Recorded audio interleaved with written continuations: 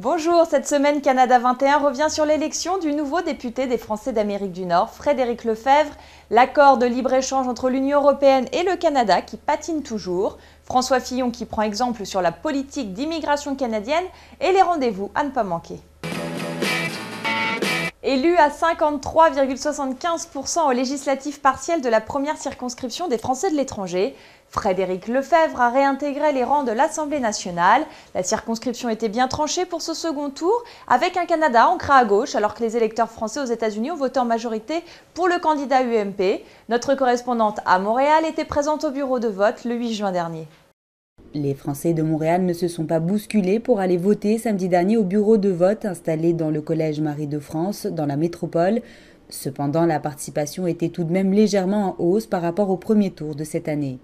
15 429 Français ont voté en ligne pour le second tour, ce qui donne un taux de participation de 10,17%, des résultats plus faibles que le second tour des législatives de juin 2012. Selon les chiffres publiés par le ministère des Affaires étrangères, Frédéric Lefebvre l'emporte avec 10 913 voix contre 9 390 pour le candidat socialiste Frank Semama. Comme dans les autres régions du Canada, Frank Semama remporte le scrutin à l'urne au Québec avec 189 voix, soit 55,59%. En juin dernier, Corinne Narassiguin avait remporté le scrutin avec 63% des suffrages exprimés et près de 650 voix d'avance. Au sein même de la circonscription, c'est donc le vote des Français aux États-Unis qui a joué en faveur du candidat UMP. Pour rappel, Frédéric Lefebvre est arrivé en tête du premier tour des législatives avec 29,15% devant Frank Semama avec ses 24,98%. L'accord de libre-échange entre le Canada et l'Union européenne patine toujours. Après 4 ans de négociations à huis clos, le gouvernement canadien a déclaré vendredi dernier qu'il serait peu probable qu'elles aboutissent cette semaine. Les dossiers litigieux concernent surtout les exportations de bœuf et de porc canadiens vers l'UE et les importations de produits laitiers européens au Canada. Actuellement en Grande-Bretagne, Stephen Harper, le Premier ministre canadien, doit se rendre également à Paris puis à Dublin d'ici le 18 juin. En Irlande, il assistera au sommet du G8. C'est à cette occasion que plusieurs médias canadiens ont laissé entendre qu'Ottawa souhaitait annoncer la signature d'un accord avec les 27 avant que les membres de l'UE n'entreprennent des négociations pour conclure un accord semblable avec les États-Unis. Rappelons qu'en 2011, le commerce de marchandises entre le Canada et l'UE s'est élevé à 116,4 milliards de dollars canadiens, soit environ 86 milliards d'euros, faisant de l'Union européenne le deuxième partenaire commercial du Canada, loin derrière les États-Unis. Repenser l'hôpital et les soins de demain était le sujet d'un colloque organisé le 10 et 11 juin au centre hospitalier de l'Université de Montréal et le pôle santé HEC Montréal. De nombreux intervenants venus de France et d'Europe étaient présents pour apporter leur expertise au service de santé québécois. Un reportage de Sarah Gershani. De nombreux directeurs d'établissements de santé, gestionnaires du réseau de la santé et médecins d'ici et d'ailleurs ont assisté à ce colloque. Organisé dans l'amphithéâtre IBM au HEC Montréal, des médecins français sont venus partager avec leurs homologues de Montréal des questions autour de l'avenir des hôpitaux, leur organisation et la prise en charge des patients. Nous avons les mêmes problèmes à régler, des problèmes d'abord par rapport au vieillissement de la population et à la prise en charge de maladies chroniques. Donc c'est un changement de position pour l'hôpital. Donc ces problèmes, on les partage avec le Canada.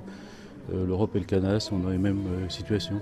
La question sur les modes de financement a également été posée durant ce colloque. Et puis on se pose des questions aussi sur les modes de financement des hôpitaux, tarification à l'activité par exemple. La France est passée à cette tarification, le Québec va le faire et donc nous avons 10 ans d'avance sur cette question-là. Ça permet aussi de voir les erreurs que nous avons pu commettre et finalement d'éviter que à nouveau d'autres erreurs soient commises. Ce colloque est également une porte d'entrée en Amérique pour la médecine française. Aujourd'hui, on est très proche dans la façon d'aborder les choses. Et puis pour les Français, le Québec, c'est une façon d'aborder l'Amérique à travers la langue française, ce qui est plus facile. Mis à part les professionnels français de la médecine, des experts norvégiens, suisses et anglais sont venus échanger avec le corps médical québécois à travers plusieurs conférences et ateliers. Reste à savoir comment le Québec pourra, dans le futur, développer encore plus ses hôpitaux alors que les coûts de la santé ont déjà considérablement augmenté. Les dépenses en santé représentent près de la moitié du budget de la province et la part de ce budget ne fait que s'accroître. En termes de politique d'immigration, François Fillon veut imiter le Canada. Sur la chaîne publique France 2, l'ancien Premier ministre a déclaré que la France ne pouvait pas accueillir tous ceux qui voulaient y vivre. Comme au Canada, il propose un vote annuel des parlementaires pour fixer le nombre d'immigrants autorisés et la mise en place de quotas selon leur pays d'origine. Il préconise également de favoriser certains demandeurs selon leur profession. Selon lui, l'arrivée de 200 000 personnes chaque année est un poids trop important dans un pays déjà en crise, avec un taux de chômage de près de 10,8% et qui manque de cohésion nationale. Avec cette intervention, on imagine déjà sur quoi va porter le programme de campagne de François Fillon, qui est déjà en train de préparer sa future candidature au présidentiel de 2017.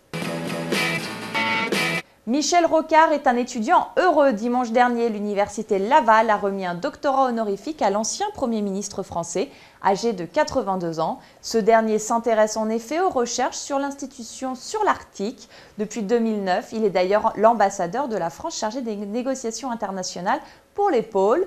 À noter que pour les 2 prochaines années, le Canada occupera la présidence du Conseil de l'Arctique. Ottawa devrait se concentrer sur le développement économique et le développement durable des communautés de la région.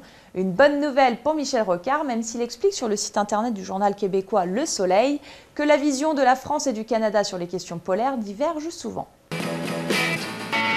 Et les rendez-vous à ne pas manquer si vous êtes francophone et que vous résidez au Canada, à Edmonton, visitez l'exposition 100 monuments, 100 écrivains dans le nouvel espace dédié de l'Alliance française. Le détail est à retrouver sur le site qui s'affiche en bas de votre écran.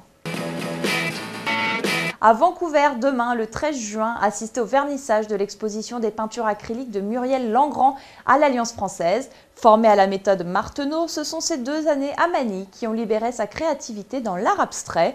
Toutes les informations dans la rubrique Current Events du site qui s'affiche ici. À Toronto, le 15 juin, le festival North by Northeast fait la part belle au groupe français The Penelopes. Évoluant sur la scène électro-rock, le duo a notamment été récompensé par les Quartz Electronic Music Awards de la meilleure découverte 2007. Rendez-vous à 1h du matin sur la scène du Handlebar au cœur de Kensington Market pour les écouter ou aller faire un tour sur le site nxne.com. À la semaine prochaine!